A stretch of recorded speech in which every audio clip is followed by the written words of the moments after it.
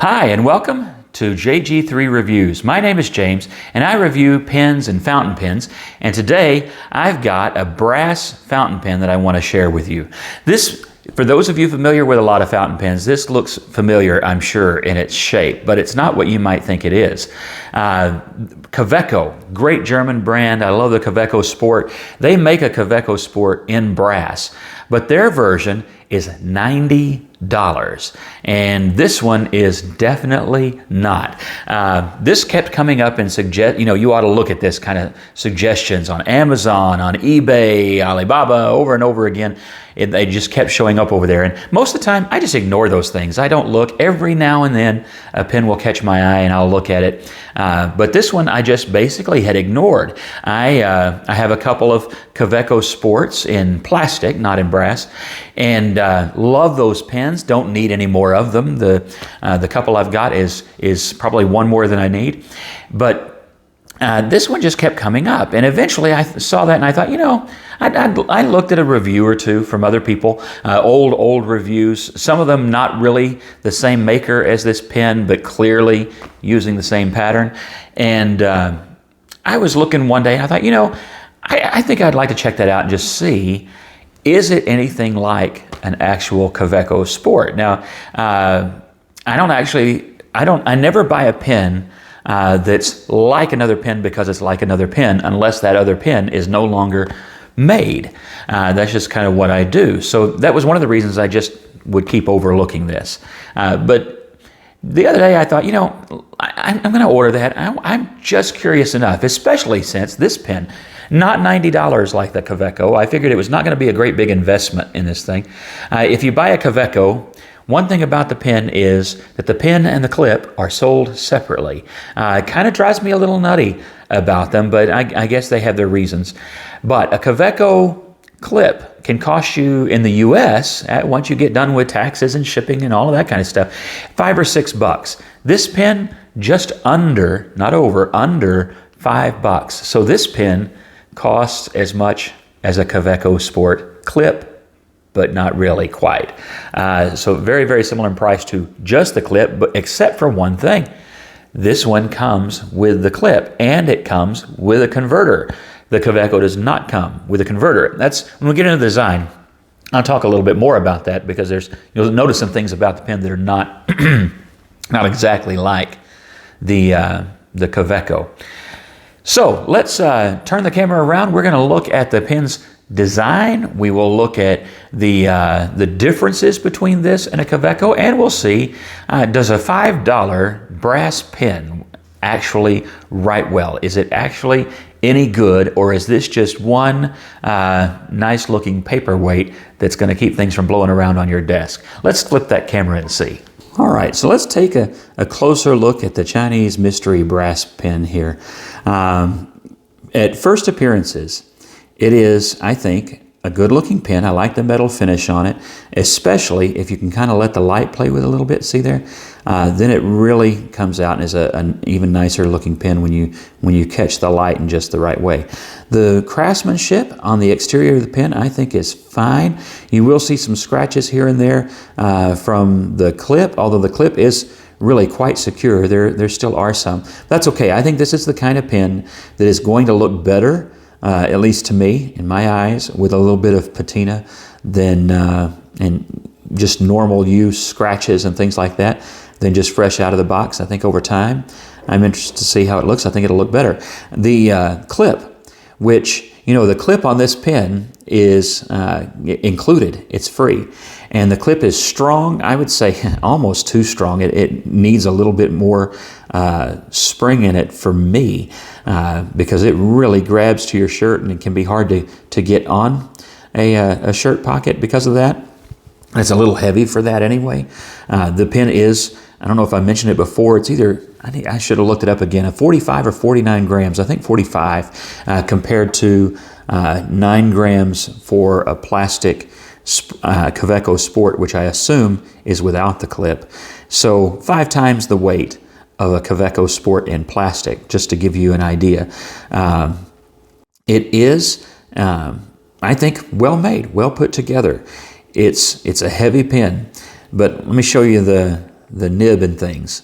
Put that over there, and hopefully I won't knock it over and send it flying across the table like the last review.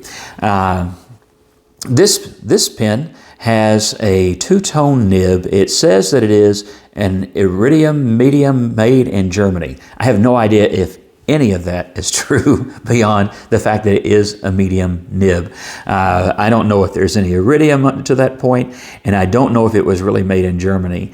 The wording that's stamped on the nib is not complete, and from a distance, this nib really complements the pen well and looks great, especially if I can get it back there where it's kind of blurry. You know, it really looks good, and it looks good on the pen. When you get up close, you do notice that there is that little manufacturing unfortunate thing that it just didn't get stamped on there completely. And like I say, I don't know if it's really made in Germany or not. I don't know why I doubt that it is, other than maybe the quality control of that. It could have been made in an alley behind an Aldi, and then it would be a German nib, right? So that's possible. It does write well. The nib writes nice and smooth, although I did tune this one a little bit, and I did do the paper sack smoothing out of this nib so that it writes a little bit better, and it's not quite as over wet as it was at first. It's still a very wet nib, but not as much as it was. You'll see that all in the writing test here in just a second. But the design of the pen is nice. It feels good in the hand, and if you write, I generally write posted, but this one, if you write unposted, the weight is a really nice balance. It's going to be top heavy with that cap posted on there, but it's really nice, and because it's longer than a Kaweco, you actually can do that. You can't really write with a Kaweco, or at least I can't with my hands, unposted. But this one you can, and it has a nice balance because of the metal that it is made of. That helps with all of that. It comes with a converter, which the Kaweco does not, and this is actually a normal standard size converter. This is, you can see how much longer it pretty much is. Most of this section that you see that's cut thinner at the back. And so it is long enough to hold an international standard cartridge or converter, and that makes this actually a little bit handier than a Kaweco in that sense. Wouldn't really compare the two pens, and if you really want a Kaweco styled pen, I would go buy a Kaweco, period. But I bought this one because I think it's an interesting pen of its own, and of its own design and material. And so that was why I got it. And if you're wanting a pen that just is a brass pen, you don't want to spend $90, you don't care who made it, then I think that you may want to check this one out. And I will put the link in the description below. But let's now move on to see, how does this pen write? I've given you a few hints. Let's take a closer look. Okay, so let's see how this pen is going to write. Now first, this is the name of the maker of this pen, as far as I know. If it has a name of the model, I don't know what it is. It's just a brass pen. This one has a medium nib, and that is, as you can see, the way it writes. Now, as I said, it writes very smoothly on this paper. The wetness of it is not really such a big deal.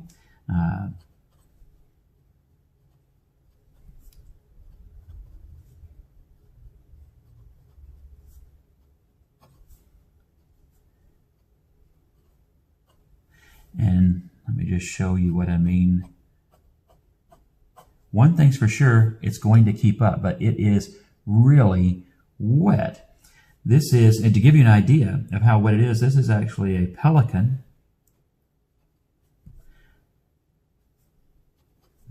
They're dark green, they're dunkelgrün, which is a pretty dry, quick drying ink. So that gives you an idea, and you can see how much ink it was putting down there. So you're going to use some ink if you use this pen, or at least for the one I've got. I don't know if they all write quite this wet, but I would guess so. it writes well. You're going to want to pick your paper because it is so wet. I think there are some papers where it's going to feather too much maybe and just be a little too wet and take too long to dry. This paper does tend to do pretty well with a wet ink. And so, just not really a bad writer at all. I think it writes well. And it certainly keeps up with me anyway, because it does write wet. You're not going to have problems with it keeping up, really. Again, I'll show you some more of those lines. It's not having any trouble, and sometimes pens do. So that's the way that pen writes. Now let me just show you by comparison, since they do look an awful lot alike. And I haven't used this pen probably in a week. I've been trying out some different ones, but this is, I thought so, just started right up. This is a Kaweco, and it's an Ice Sport. And the ink cartridge is also just a Kaweco, and this one is a Fine. And you'll notice that there is that difference there between the way these two pens write, not just in how they write, but that this one is a Fine. So you can tell. The Kaweco is just a great writer, and this brass one so far has been a good writer too. Really and truly, my only complaint on the way it writes would be that it does write just a little bit wet. Let me see here. Yep, just wrote again. Sometimes I put it down and I have to tap, but it didn't do that today. It kept up just fine. And you saw earlier when we were looking at the design, I don't have the pen very full. The cartridge is just nearly to empty, but it writes well. Like I said, what I did to smooth it out a little bit, it wasn't real rough and it wasn't real draggy, but what I did just to smooth it a little bit more was I did some on a paper bag, just a brown paper bag from Aldi of all places. That's kind of funny. And you do several figure eights and just write around like this in your normal writing and pressure, and you can smooth a nib out a little bit. And I did that with this and a couple other pens, and I thought it did pretty well. I keep kind of wanting to replicate the non-start. There you go. It did it. So all you got to do is tap it though, and it'll be right back to normal. No problem.